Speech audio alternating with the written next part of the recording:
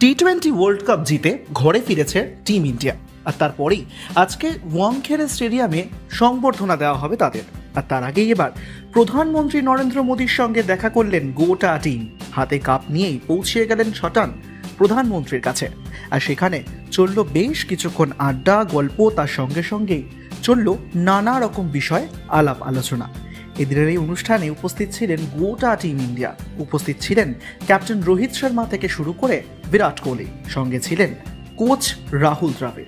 খোশ মেজাজে দেখা গেল গোটা টিমকে। একই সঙ্গে হেসে হেসে নানান বিষয়ের উপরে কথাবার্তাও বলতে দেখা গেল দেশের প্রধানমন্ত্রী নরেন্দ্র মোদীকে। এই মুহূর্তে সেই ছবি দেখতে পাচ্ছেন আপনারা। প্রধানমন্ত্রী নরেন্দ্র মোদীর সঙ্গে দেখা করতে কাপ নিয়ে একেবারে হাজির তার কাছেই গোটা টিম ইন্ডিয়া। টি-20 বিশ্বকাপ জিতে এবার শটান প্রধানমন্ত্রীর কাছে নিয়ে গেলেন কাপ। আর তার সঙ্গে খোশ মেজাজে চলল দীর্ঘক্ষণ আড্ডা আলাপ আলোচনা।